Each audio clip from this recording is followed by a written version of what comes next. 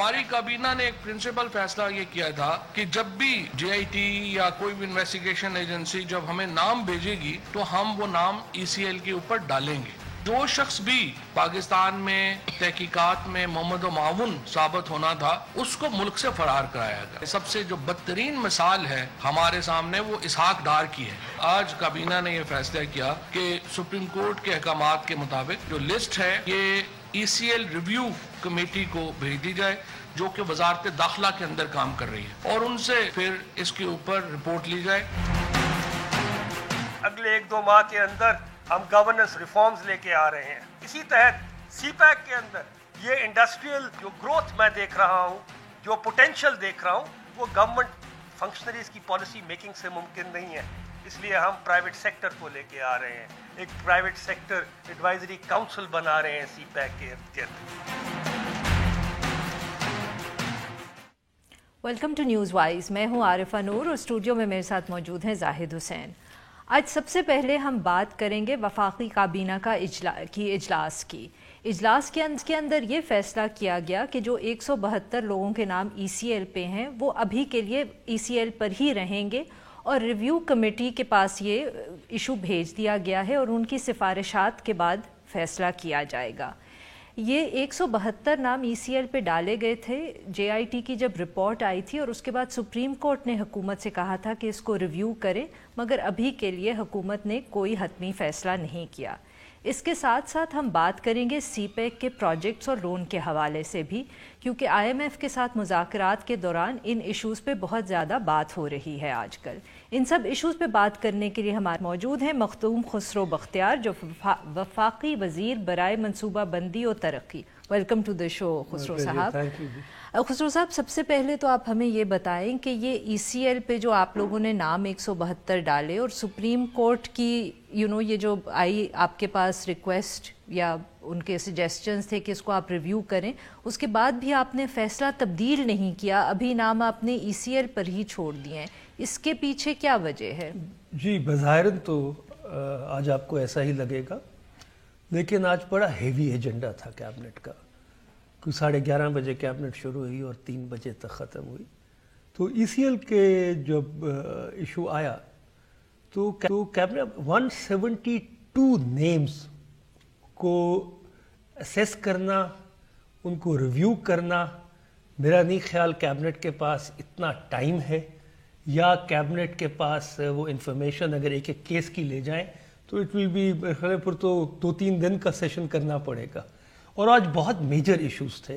آج ہم نے ایک council under the prime minister بنائی ہے for poverty alleviation coordination council. اس کے علاوہ FC اور لا اینڈ آرڈر کی جو سچویشن ہے ہمارے ویسٹرن بارڈرز پہ, اس کے لیے جو آگمنٹیشن چاہیے ہماری لا انفورسمنٹ ایجنسیز کو, ان کے لیے جو بجٹ ایلوکیشن چاہیے اس پہ ڈسکشن ہوئی. پھر ڈسکشنز ہوئی جو گورنمنٹ کی بہت ساری پراپرٹیز, جو اتنا بڑا لینڈ بینک گورنمنٹ پراپرٹیز کا پڑا ہوا ہے آئیڈل, اس کو کیسے اس ایسٹ کو یوٹیلائز کیا جائے to channelise right direction of public sector expenditure.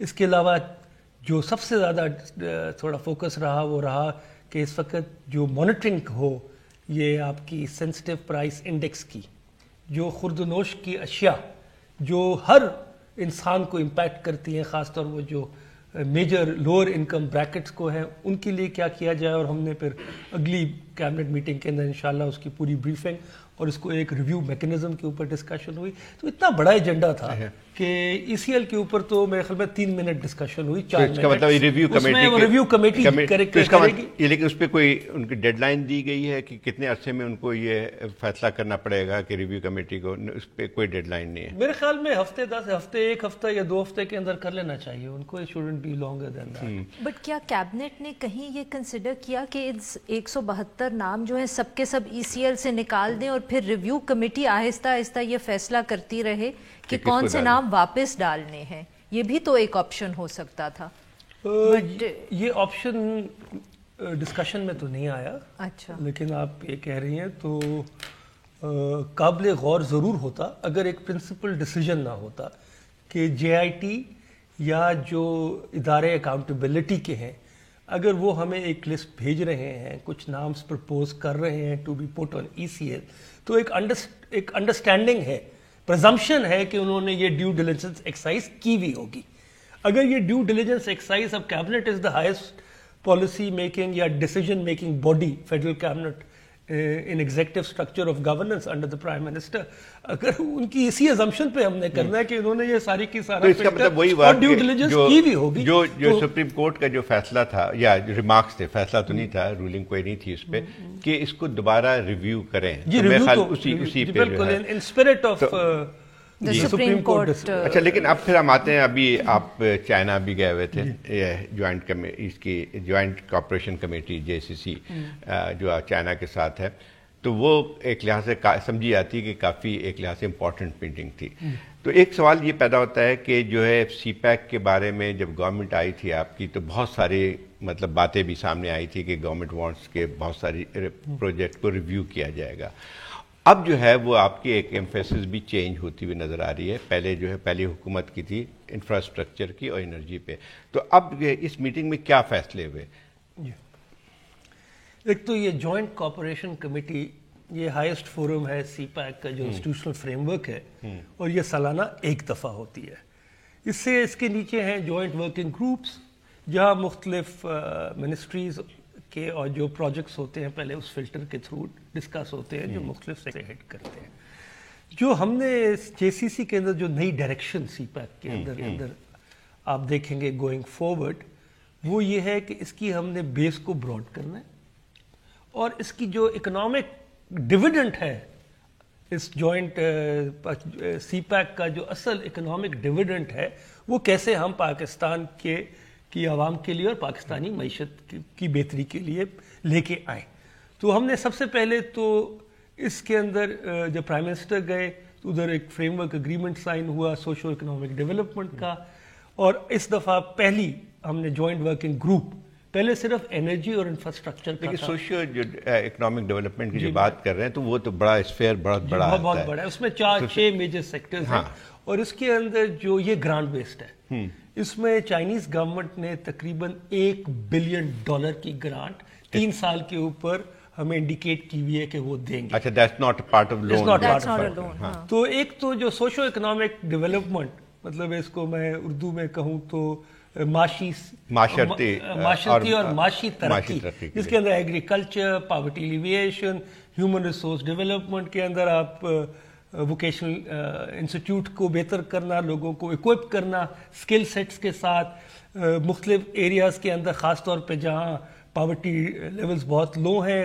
Balochistan میں اور سدرن KPK میں, ساؤتھ پنجاب میں, نارتھ سندھ میں, ان کے اندر چھوٹے ایسے پروجیکٹس لگانا ہے جیسے اریگیشن کے چھوٹے ڈیمز کے پروجیکٹس. تو یہ ایک بڑا محیط پروجیکٹ ہے. اور اس کے ساتھ ساتھ ہی ہم نے پچھلے جب پرائم منسٹر گئے تو پاورٹی ایلیویشن MOU بھی سائن کیا, اس کے تحت بھی چائنا کے ساتھ مل کے, کیونکہ چائنا لیکن پاورٹی ایلیویشن کی جو بات ہوتی ہے, 2 چیزیں آتی ہیں بہت ذہن میں. ایک تو حکومت کا اپنا یہ ہے کہ ایک سوشل ویلفیئر سوسائٹی, لیکن جو آپ چائنا سے بات کرتے ہیں, دوسرے ملک سے بات کرتے ہیں, تو اس کو کس طرح سے اس چیز پروجیکٹ میں آ سکتی ہے؟ کیا ہم یہ سمجھتے ہیں کہ پاورٹی ایلیویشن کا نام صرف یہ نہیں ہے کہ آپ شیلٹر ہاؤس بنا دیں یا اس قسم کے کریں, یا جو ہے جیسے بے نظیر انکم پروگرام بھی چل رہا ہے, اس میں کیا تبدیلی آئے گی جس میں ہم کو فوراً سپورٹ کی بھی ضرورت ہے؟ دیکھیے, اس وقت انسانی تاریخ میں ریسنٹ ہیومن ہسٹری کے اندر تقریباً 70 کروڑ لوگوں کو چائنا نے پاورٹی اسٹرکچر سے باہر نکالا ہے. تو ان کے ساتھ مل کے ایک 5 سے 6 ہم پائلٹ پروجیکٹس کرنے والے ہیں.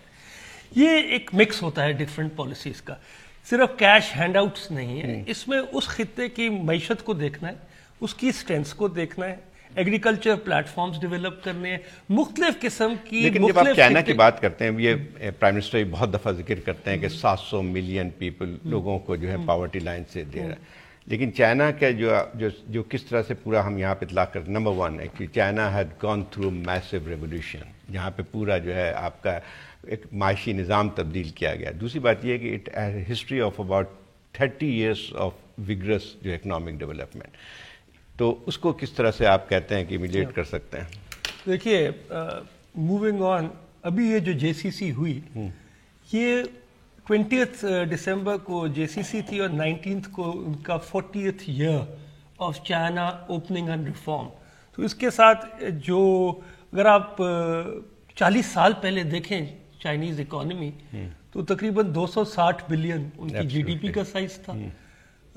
4 उनके स्पेशल इकोनॉमिक जोन्स थे जो अब 2 हो गए हैं और उनके उन स्पेशल इकोनॉमिक जोन से आज तकरीबन लगभग $1 ट्रिलियन की एक्सपोर्ट हो रही है।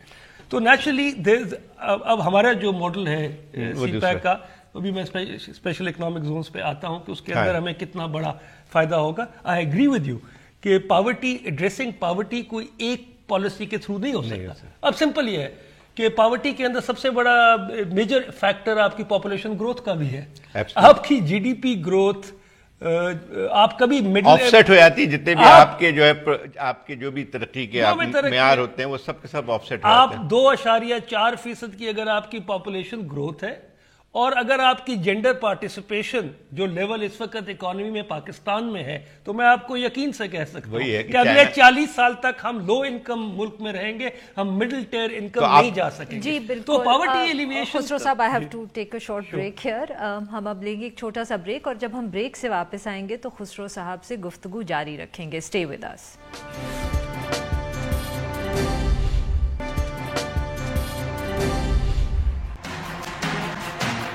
जनूबी पंजाब का सूबा, उसका क़याम फिल्फ और अमन में लाया जाए और भावलपुर का सूबा उसको रिस्टोर किया जाए, ये हमारा मुतालबा है जनाब स्पीकर, और इसके लिए हम ट्रेजरी बेंचेस की भरपूर मदद करेंगे। जनूबी पंजाब के जो मसाइल हैं, लाहौर के अंदर 90,000 फीकस पर कैपिटा एक्सपेंडिचर हुआ है 6 साल के अंदर और राजनपुर के अंदर 2400 हुआ है। वहाँ पॉवर्टी लेवल्स बहुत नीचे हैं पाकिस्तान के अंदर।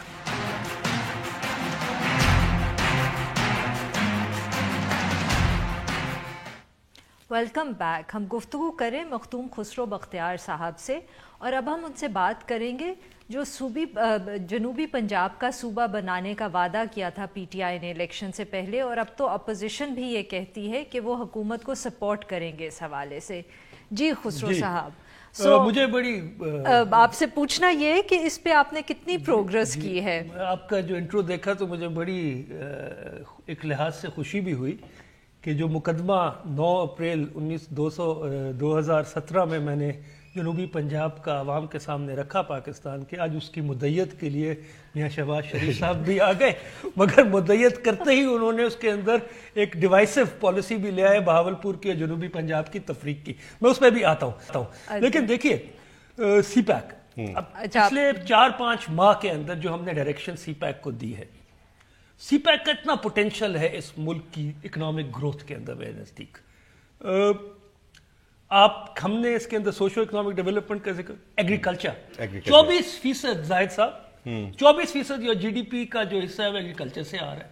एग्रीकल्चर पे कोई तवज्जो नहीं थी। हमने एग्रीकल्चर फ्रेमवर्क एग्रीमेंट साइन किया प्राइम मिनिस्टर की विजिट पे, और अब जाके हमने जॉइंट वर्किंग ग्रुप एक और एग्रीकल्चर का बनाया है जो फरवरी के इंशाल्लाह उसके ऊपर होगा। और इतनी डिमांड है चाइना के अंदर हमारे एग्रीकल्चर प्रोडक्ट्स की, अगर हम सही तरीके से इसको लेवरेज कर गए। साहब, इस पे बहुत तनकीद भी हुई है एग्रीकल्चर के हवाले से कि चाइनीज आके शायद कोऑपरेटाइज कर देंगे, उससे जो छोटे फार्मर्स हैं उनकी स्पेस कम हो जाएगी। इस तरह की भी बहुत गुफ्तगू हुई है। एग्रीकल्चर में तो है कि हमारी जो प्रोडक्ट्स हैं उनको हम पैकेजिंग, लाइफ स्टॉक मीट के अंदर उसकी पैकेजिंग, कोल्ड चेल डेवलप करना और वो प्रोडक्ट्स ग्रो करना जो चाइनीज मार्केट इस वक्त दुनिया से इंपोर्ट कर रहे हैं। चाइना बहुत सारे फूड आइटम्स ग्लोबली कर रहे हैं, अमेरिका से बीफ कर रहे हैं। वी कैन टेक्नोलॉजी भी आप लेने जा रहे हैं जो बेहतर, और उसकी इन्वेस्टमेंट्स आएंगी और फूड एंड माउथ इन्वेस्टमेंट किस तरह आएगी? फिर कॉर्पोरेट फार्मिंग के मॉडल की तरफ हम मूव कॉर्पोरेट फार्मिंग हो ही नहीं सकती इस मुल्क में। 99% जमीन जो है तकरीबन काश्तकार के पास इस वक्त, तो 12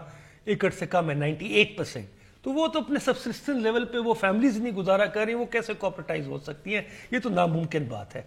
लेकिन कई ऐसे ट्रैक्ट्स ऑफ लैंड है जहां इरिगेशन चैनल्स, अगर हम एक इनोवेटिव तरीके से इरिगेशन का नेटवर्क बनाएं तो बलूचिस्तान में या चोलिस्तान में या ऐसे ट्रैक्स, प्रोडक्टिविटी है कि नई लैंड्स को हम ला सकते हैं। फिशरीज का बहुत पोटेंशियल है। साथ ही हमने इंडस्ट्रियल कॉर्पोरेशन, इंडस्ट्रियल कॉर्पोरेशन का पहले सब ग्रुप था, उसको हमने अपग्रेड करके जॉइंट वर्किंग ग्रुप बनाया है, उसके ऊपर हमने MOU साइन किया। उसमें क्या है, आप देखें तो सही कि पाकिस्तान में इस वक्त सारा ये जो IMF और जो करंट अकाउंट डेफिसिट की सबसे बड़ा चैलेंज हमारा ट्रेड बैलेंस है। लेकिन जनूबी पंजाब 800 साल से मेरा खानदान वहाँ रहता है, हमारी वहाँ के लोगों के साथ ये कमिटमेंट है, और मुझे ये खुशी है कि आज पाकिस्तान की राय आमा जनूबी पंजाब के हक में उस्तवार हो रही है, और इंशाल्लाह जैसे जैसे नए पाकिस्तान की हम बुनियाद रख रहे हैं, नए सूबे की भी बुनियाद रखेंगे। और अभी जो ये भावलपुर सूबे की बात आ रही है, उसका क्या मतलब? बिल कब लाएंगे आप, लेके आएंगे? मैं अर्ज कर रहा हूँ, बिल इंशाल्लाह हम इनके साथ कंसेंसस करके, पहले भावलपुर सूबा, जब भी जनूबी पंजाब की बात आती है भावलपुर का ये डिवाइसिव स्ट्रेटेजी करते हैं। भावलपुर का जो सारी मूवमेंट थी वो मेरी फैमिली ने 1970 में चलाई थी, जब एक रियलिटी थी भावलपुर सूबा। अब एक डिवीजन के ऊपर क्या आज की तारीख में सूबे बन सकते हैं, लेकिन मेरा आपसे जो असल कहने का, या मैं चाहूंगा कि जब पाकिस्तान में नए सूबे बनने की जरूरत है, उससे पहले पाकिस्तान की जो बुनियादें, एक नए पाकिस्तान की बुनियाद जिसके अंदर बुनियादी जो इसके अंदर बुनियादी ढांचा अगर सही सिमत में हम इस्तवार कर गए, कितना अर्सा लगेगा इसको बिल में लाने के लिए आपको, बिल को लाने में? क्योंकि अपोजिशन की भी तो आपको जरूरत पड़ेगी। देखिए अर्ज सुनिए, एडमिनिस्ट्रेटिव स्ट्रक्चर बनाना है, सुबह तो आप कल अनाउंस कर दें। हमने जो किया है, सबसे पहले इनकी डेवलपमेंट, सालाना तरक्याती बजट।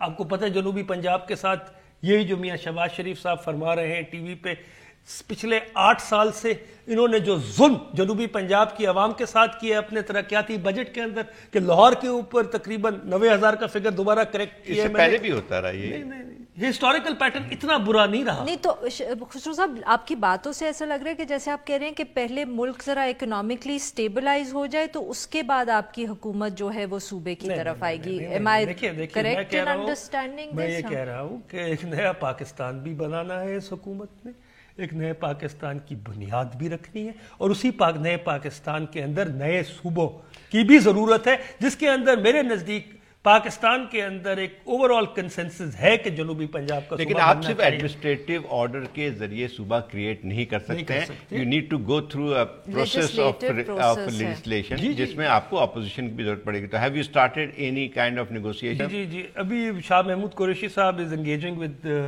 अदर पॉलिटिकल पार्टीज के साथ एंगेज कर रहे हैं। पीपल्स पार्टी का तो पहले से ही मौक़िफ़ है जनूबी पंजाब के हक में। नून लीग अब भावलपुर की फिर बीच में वो एक इसको तकसीम करना चाहती है हमारी जनूबी पंजाब की आवाम को 2 हिस्सों में, तो वो लेकिन आपकी पार्टी में भी आवाजें उठ रही हैं इस किस्म की। अब एक दो शख्स हैं जो ये आवाज उठाते हैं, लेकिन प्रैक्टिकली सोचना है क्या एक डिवीजन सूबा बन सकता है। हाँ, आज जनूबी पंजाब की आबादी 3.5 करोड़ है, कल इसकी आबादी 6 करोड़ हो जाए, अब 2 सूबे बना दें। कोई एक प्रिंसिपल तो लेना पड़ेगा हमें नए इंतजामी ढांचे बनाने में, और जब आप एक नई कौम बन के उभर रहे हैं, एक नया पाकिस्तान बन रहा है, तो उस नए पाकिस्तान के साथ साथ लाजिम हो गया है कि आपको नए इंतजामी ढांचे भी बनाने पड़ेंगे। ये हमारी कौमी शऊर का तकाजा है। आप देखिए हमारे हमसाये मुल्कों में कितने सूबे बन गए, हिंदुस्तान में देखिए, अफगानिस्तान में देखिए।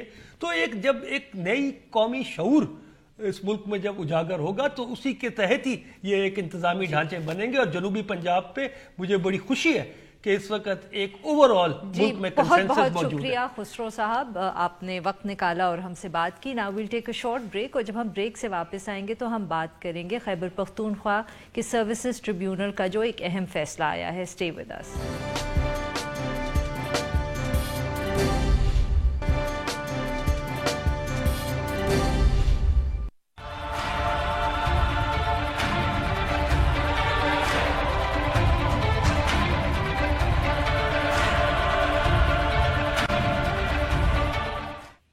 Welcome back. अब हम बात करेंगे खैबर पख्तूनख्वा के सर्विसेज ट्राइब्यूनल ने फैसला दिया है एक सूबाई असम्बली के सेक्रेटरी की अपॉइंटमेंट के हवाले से, और उस फैसले में ये कहा गया है कि जो साबिक स्पीकर थे असद कैसर साहब और मौजूदा स्पीकर गनी साहब, इन दोनों ने इस सेक्रेटरी की अपॉइंटमेंट में अपने इख्तियारात का गलत इस्तेमाल किया है।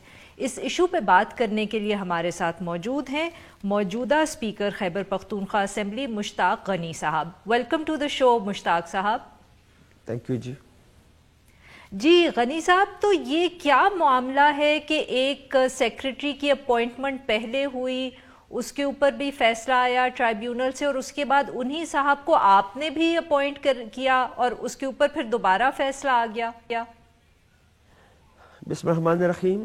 دیکھیں بات یہ ہے کہ یہ مجھ سے پہلے ایک ڈی پی سی ہوئی تھی پچھلے دور میں، اور اس ڈی پی سی کا فیصلہ چیلنج کیا گیا تھا اور جس کا ڈیسیژن میرے ٹائم کے اندر آ گیا.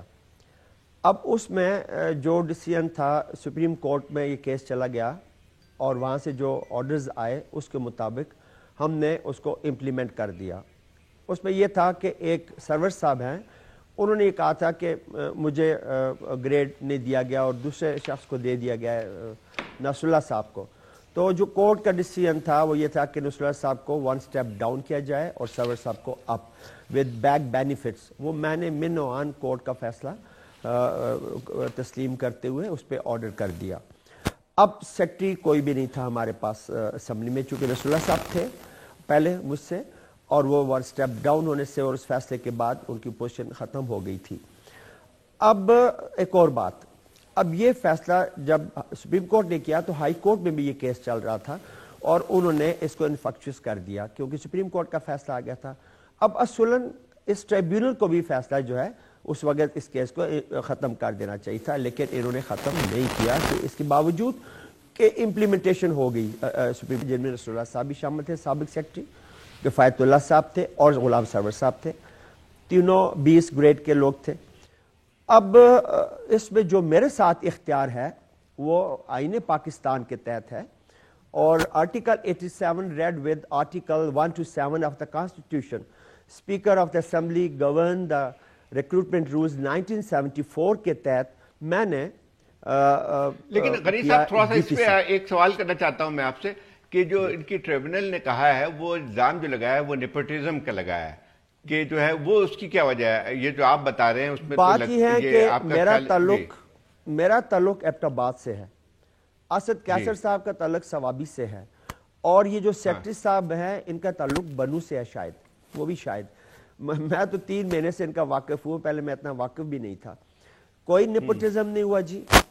3 آدمیوں کے کیس سامنے آگے ہمارے. اب میری آپ دیانتداری دیکھیں ذرا کہ as a chairman D P C جو کہ میرے پاس اختیارات ہیں میں سارے پھر بھی یوز نہیں کر رہا. میں نے لیکن پھر انہوں نے کیوں اس طرح کی بات لکھی؟ میری عرض سنیں، میں نے لا سیکرٹری کو بلایا، میں نے ایڈوکیٹ جنرل کو بلایا، میں نے کہا جی کہ یہ میں فیصلہ کرنے جا رہا ہوں میرٹ کے اوپر، سیکرٹری کا میرٹ کم فٹنس یہ اس میں لکھا ہوا ہے. تو میں نے کہا جی میں نے فیصلہ کر لیا تھا کہ کون ہے، میں نے دیکھ لیا تھا. میں نے کہا جی آپ بتائیں 3 فائلوں کو دیکھ کے. آپ یقین مانیں انہوں نے بھی اسی شخص کا کہا جس کا میں نے کیا ہوا تھا، جس کے خلاف آج فیصلہ یہ جو بات آپ کر رہے ہیں. اور میں نے ان سے کہا مجھے یہ چیز لکھ کر دے دے، میرے پاس لکھا ہوا موجود ہے ایڈیشنل ایڈوکیٹ جنرل اور لا منسٹر کا. اب میرٹ کیا ہے اس میں؟ میرٹ یہ ہے کہ یہ تینوں کیسز میرے سامنے ہیں. نصر اللہ صاحب ACR up to the mark ہے ٹوٹل ابھی آج تک، ماسٹر ڈگری ہولڈر ہے، experience in legislation, finance, administration اور پبلک اکاؤنٹ کمیٹی، یہ اتنی چیزوں میں ان کا ایکسپیرینس ہے. اب دوسرے ہیں کفایت اللہ صاحب جن کا یہ کیس ہے. ACR since 2006 not countersigned by the speakers since 2006. یہ کسی بھی امپلائی کا اپنا کام ہوتا ہے اپنی ACR کو مکمل کر کے جمع کرانا. اب کیوں نہیں کروائیں اس کا جواب وہ دے. ACR ہی نہیں ہے، بیچلر ڈگری ان کی ہے اور لیجسلیشن ایکسپیرینس ہے اونلی، جبکہ اوپر والے میں نے بتایا 5. لیکن اس ساری چیزوں کے باوجود بھی غنی صاحب ایک سوال تو پیدا ہوتا ہے کہ سروسز کمیشن کی جو ہے انہوں نے کس بنیاد پہ یہ فیصلہ دیا؟ مطلب یہ ایک بہت ہی وہ بنیاد تو آپ سے بھی بتا دی، فیصلہ آپ کے سامنے بھی آ گیا، فیصلہ آپ کے سامنے بھی آ گیا. اس فیصلے سے شدید اختلاف ہے، ہمیں اس فیصلے سے شدید اختلاف ہے. بات یہ ہے کہ ہم نے ٹوٹلی میرٹ کے اوپر کیا ہے. اس فیصلے کے خلاف بالکل ہم تو کریں گے، آگے جائیں گے جی. میں نے تو وکلاء کو بلایا ہوا ہے کہ بھئی یہ فیصلہ ہم نے ٹوٹلی میرٹ پہ کیا اور ایڈوکیٹ جنرل کا سگنیچر، ایڈیشنل ایڈوکیٹ جنرل کے دستخط موجود ہے، لا منسٹر کے موجود ہے جو کہ ڈی پی سی کے ممبر ہی نہیں ہے، ان سے ہم نے کنسلٹیشن کی ہے. آفٹر دیٹ اب یہ پھر یا ہم فائلیں بھیج دیا کریں ادھر ہی وہ ڈیسیژن کر دیں کہ کون میرٹ پہ اور کون نہیں ہے. تو یہ تو میرا اختیار تھا، اسپیکر کا اختیار تھا اور اس کو انہوں نے کیا. اچھا دوسری بات، اچھا یہ آرڈر جو ہے ان کا سروسز کمیشن کا کیا بائنڈنگ ہے آپ پہ کہ جو ہے آپ فرسٹ ان کا آ گیا جب تک کہ آپ لوگ اپیل میں جاتے ہیں اس وقت تک یہ بائنڈنگ ہے آپ پہ کہ اس کے فیصلے کی جو ہے عمل درآمد بائنڈنگ ہے جی، بالکل بائنڈنگ ہے، اور جب بھی فیصلے آتے ہیں ہم اس پہ باقاعدہ عمل کرتے ہیں اور پھر اگلی کورٹ میں جائے. یہ امپلائیز کا کام ہے اگلے کورٹ میں جانا، تو وہ جاتے ہیں اگلے کورٹ کے اندر. لیکن جیسے میں نے کہا کہ انفراسٹرکچر ہو گیا تھا، یہ تو جب ہائی امپلیمنٹیشن ہوگی، پہلے جب ڈیسیژن آیا ہم نے عمل کر دیا، تو پھر الیکشن یہ سروس ٹریبیونل کو تو ختم کر دینا چاہیے تھا، جیسے ہائی کورٹ نے ختم کر دیا تھا کہ ایپیکس کورٹ کا فیصلہ آ گیا تھا جس کے اوپر امپلیمنٹیشن بھی ہم نے کر دی تھی. تو اس کے باوجود اچھا ایک اور اہم نقطہ کہ یہ جو نصر اللہ صاحب ہیں انہوں نے اسی ٹریبیونل کے اوپر عدم اعتماد کا بھی اظہار کیا اور لیٹر لکھ دیا ان کو، اس کے باوجود یہی ٹریبیونل ان کے خلاف فیصلہ دے رہا ہے. اب اگلا ہی کوئی کورٹ اس کو ڈیسائیڈ کرے گا، ہمارے پاس تو جب آئے گا ہم عمل کر لیں گے. لیکن بات یہ ہے کہ ہم نے کوئی میرٹ کی وائلیشن نہیں کی. یہ 3 کیسز ہیں، اب بھی کوئی اور کمیٹی آ جائے دیکھ لے کہ ان 3 میں سے کس کو بنایا جا سکتا ہے. اور پھر میں نے جیسے آپ کو کہا کہ میں تو وکیل نہیں ہوں، میں نے 2 وکلاء سے مشورہ کیا جو ہمارے ایک منسٹر ہے اور ایڈیشنل ایڈوکیٹ جنرل. اس حد تک میں نے ٹرانسپیرنسی کی ہے. اور اس کے بعد بھی اگر ٹریبیونل کہتا ہے کہ جی ہم نے غلط کیا ہے تو پھر درست کیسے کریں گے، کیا کریں گے؟ ان 3 میں سے میں کس کو لگاتا؟ اچھا پھر ایک اور بات، شکریہ غنی صاحب کہ آپ نے وقت نکالا اور ہم سب کی. Now we have to take a short break, اور جب ہم بریک سے واپس آئیں گے تو ہم ڈسکس کریں گے کچھ قانونی پہلو جو ہیں ایگزٹ کنٹرول لسٹ کے حوالے سے. اسٹے ود اس.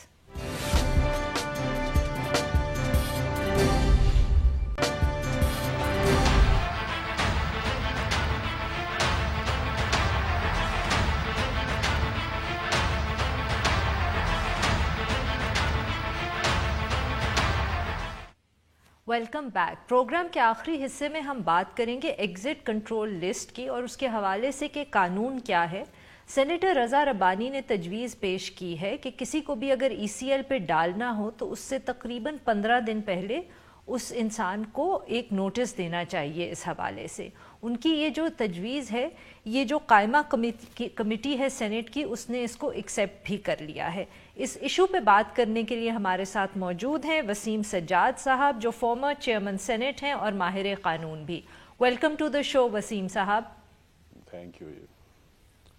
جی وسیم صاحب، تو سب سے پہلے تو ہمیں یہ بتائیں کہ یہ جو ای سی ایل کو کون سے جو قانون ہیں وہ گورن کرتے ہیں، یہ کس کے پاس پاورز ہوتے ہیں فیصلہ کرنے کے، اور کس قانون کے تحت ہوتے ہیں کہ وہ کسی شخص کا بھی نام ای سی ایل پر ڈال دیں؟ جی یہ جو قانون ہے یہ ای سی ایل کے بارے میں ایک قانون بنا ہوا ہے، اور اس میں یہ اختیارات گورنمنٹ کا ہوتا ہے، اور گورنمنٹ کو جو محکمہ یہ اختیارات استعمال کرتا ہے وہ انٹیریئر منسٹری ہوتی ہے. تو اس وقت جو صورتحال ہے وہ یہ ہے کہ کسی شخص کو بھی وہ جب ای سی ایل پہ ڈالتے ہیں تو اس کو اطلاع دینے کی ضرورت نہیں ہوتی، اس کو بتانے کی ضرورت نہیں ہوتی. اس کو تبھی پتہ چلتا ہے کہ جب اس کو ڈال دیا جاتا ہے. اس کے بعد لوگ عدالتوں میں جاتے ہیں، اور بے شمار مقدمات ایسے ہیں کہ جہاں عدالتوں نے ای سی ایل پہ ڈالنے لیکن وسیم صاحب اس میں قانون میں تھوڑی سی ترمیم بھی کی گئی تھی جب چودھری نثار صاحب وزیر داخلہ تھے، پھر احسن اقبال صاحب بھی. اس میں یہ تھا کہ کیبنٹ کی منظوری کے بغیر کسی کو ای سی ایل میں نہیں ڈالا جا سکتا ہے. تو یہ بھی اب تو یہ زیادہ ریلیونٹ ہے بنسبت اس کے کہ وزارت داخلہ جو ہے اپنی طور پہ ایک نوٹیفیکیشن جاری کر دے. نہیں وہ درست ہے جی، لیکن اس وقت بھی وہ اس کو نوٹس دینے کی ضرورت نہیں ہوتی.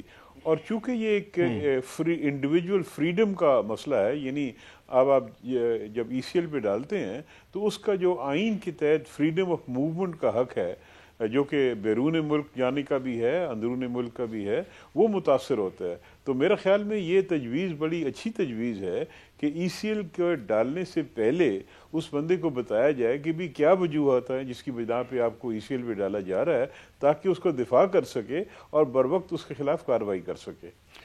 لیکن حکومت کو اس میں کیوں ضرورت پیش آ رہی ہے کہ وہ اس کی مخالفت کرے؟ حالانکہ یہ آپ نے جیسے بات کی کہ رضا ربانی صاحب کی جو تجویز ہے وہ ویلڈ ہے، اور میرے خیال جو اور بھی آپ کے قوانین اور آپ کے آئین سے مطابقت رکھتے ہیں، تو کیا ضروری ہے کہ اس کو حکومت اس کو مخالفت کرے؟